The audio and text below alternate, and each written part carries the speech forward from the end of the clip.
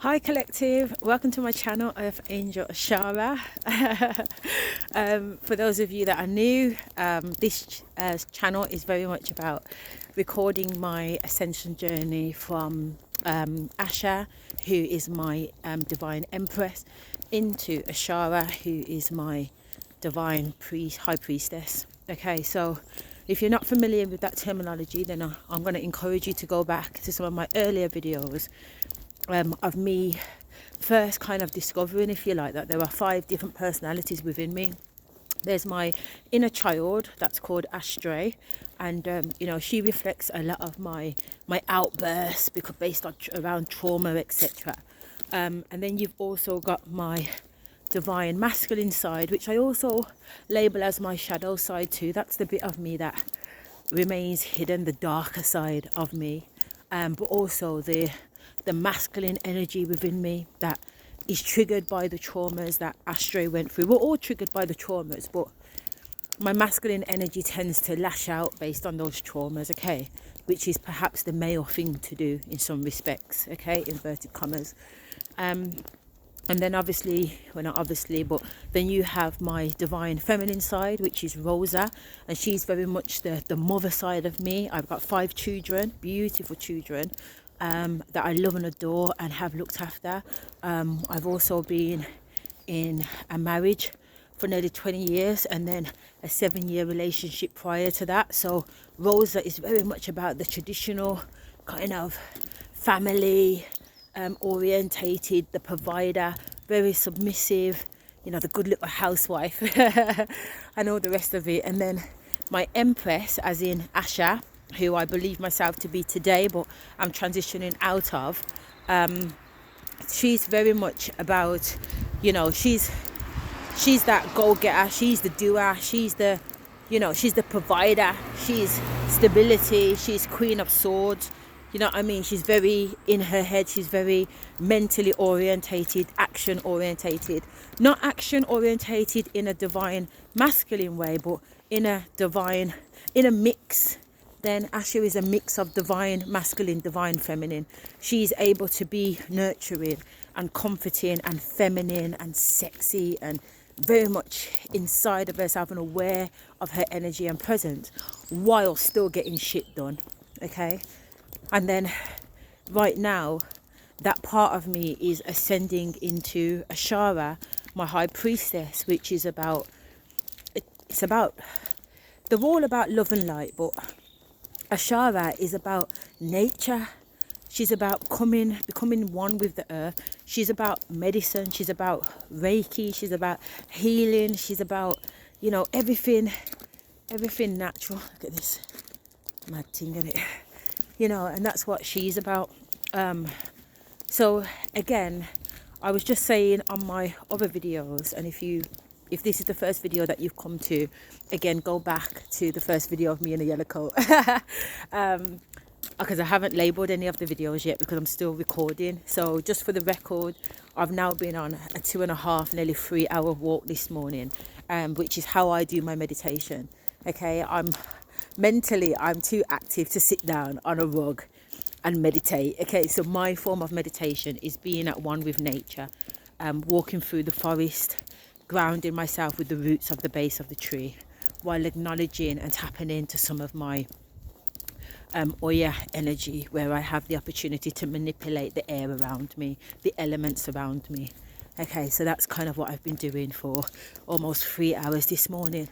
And I needed that collective because, as I explained in my prior video, last night I did a ceremony that went into 3 stages, not intentionally, to be honest. I actually started off just doing a protection bath, okay, which obviously we've had a full moon 3 days ago on the 1st of February. Today is the 4th of February. And with that new moon in Aquarius, it's about bonding, it's about relationships coming together, which has always been a fear of mine because I don't trust people. Some say it's a Scorpio thing, whatever. I don't think it's a Scorpio thing. While I was doing my PhD at university, I learnt by one of my lecturers what trust actually means, okay? And trust is to accept that somebody has the potential to harm you and being okay with that, basically, okay, in a nutshell. I'm not okay with that. I'm not okay with people that have the potential to hurt me, to be around me in order to hurt me. Fuck that shit. You get what I'm saying? Snip, snip. Okay, snip, snip. I don't play that game. So therefore, a couple of years ago, when I started my PhD, I acknowledged the fact that, you know what, I don't have trust issues. I've always said I've got trust issues. Motherfucker, I don't have trust issues. I don't trust. Okay, there are no issues. I do not accept the fact that somebody is around me and that person has the potential to hurt me. I don't accept that. Okay, yes, it's a fact and that can happen, and more time it will happen, but I don't accept it. Okay, so therefore I do not trust. All right, because to trust to me is to be ignorant at the fact that somebody that you're with has the potential to do that. You know what I mean? So therefore I don't trust it. It's better I just stay in a place of, you know what, motherfucker, I know you're going to do your thing, so guess what? I'm prepared for it. Okay. But the lecturer was like, yeah, but you trust the fact that they will hurt you. Well, no, I'm not going into this relationship. If I believe that at the beginning, if I accept that at the beginning, what's the point of me going into it? I'm looking for a divine masculine that there is no need to not trust, because the motherfucker knows what time it is. He's going to be loyal just like I'm loyal. He's going to be dedicated to the cause just like I'm dedicated to the cause, because if I'm with you, I'm with you. I'm not looking at no next man. You get what I'm trying to say? I've been with my husband, my ex-husband, nearly 20 years. You get what I'm trying to say? And yeah, different men have approached and tried to kind of whisper sweet nothings or whatever, but I'm sexually involved with this person. I'm staying with that person. He's the only person I was with during that time. Do you get what I'm saying? I know what it is to commit. I know what it is to be committed to someone. I know what it is to be, from my point anyway, I can't talk for anybody else. I know what it is to be with someone and commit to that soul and spirit. And that's what I'm looking for. Okay, only if me and that person has some kind of arrangement, and I'm not into that bullshit of an open relationship anyway, but it would have to be an understanding for that to be the case. And if that's not the understanding, then that can't be the case with me. So no, motherfucker, there is no trust. Okay. So now that we've established that, so the other night, last night, this protection ceremony that I did went in from a protection into a manifestation, and then it went into a rebirth. Okay, a death and a rebirth, I should say. So the death element of it was, just wait for the van to go past. The death element of it was that Asha energetically, spiritually died last night. Okay, so yes, she still exists in the physical right now. I'm in my wig, I'm doing my thing, etc, etc. I still look and feel very much like Asha physically. However, spiritually and energetically, I believe myself to have moved into an energy of my high priestess Ashara, and she wants something different. So this morning straight away she was like, get me in the forest. And like I said, I've been here nearly 3 hours just absorbing, you know, just recording, talking. I've met some beautiful people along the way, and everything else. I'm becoming in tune with nature. I'm getting downloads about which plants to pull up, what's gonna grow where, etc. My downloads, my dreams, everything.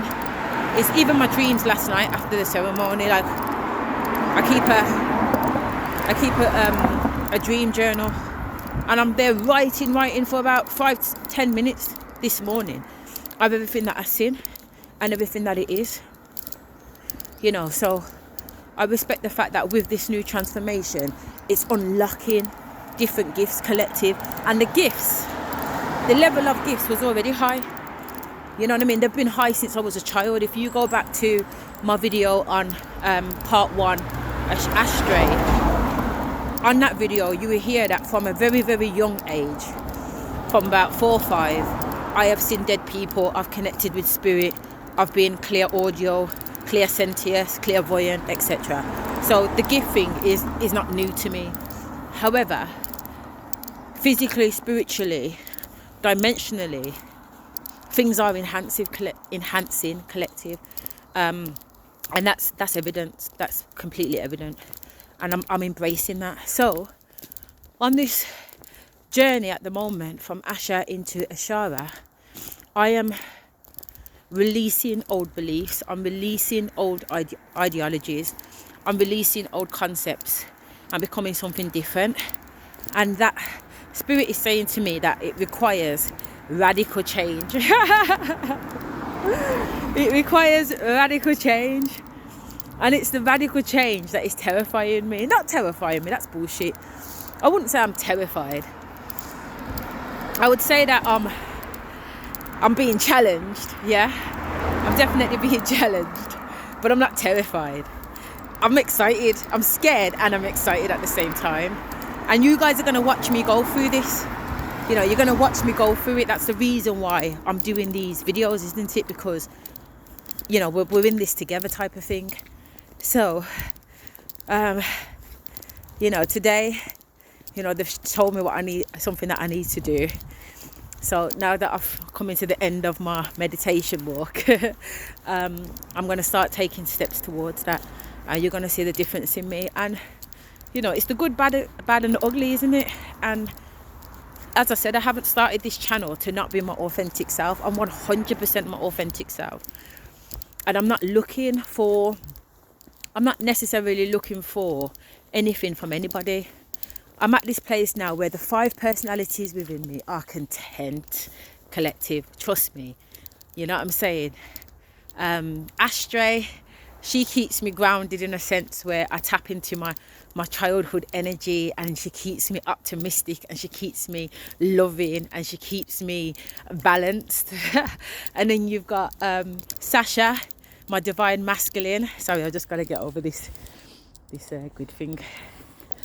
My Sasha, my divine masculine, she keeps me protected. You know what I mean? She's a bad boss motherfucker. You know what I mean? Don't fuck with her. And then you've got in fact, I might just walk up this way and walk back down again, because I just need to, I'm passing my car. And then you've got Rosa. You know, she's nurturing, she's submissive, she takes care of me and makes me feel, you know, she makes us all feel loved and cherished, you know, and supported. And then you've got Asha. She's out there on the grind, making sure that we've got the money, making sure that we've got the stability, so that we can go and do the things that we love, like go for massages and be pampered and looked after, etc. And then my high priestess, which is in tune with her intuition.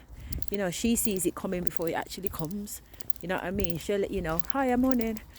She'll let you know where the demons are. She'll let you know who the fake people are straight away. Even beforehand, I'm talking the day before, somebody will flash into my head, and lo and behold, I will meet them the next day, and I already know what time it is. It's as simple as that.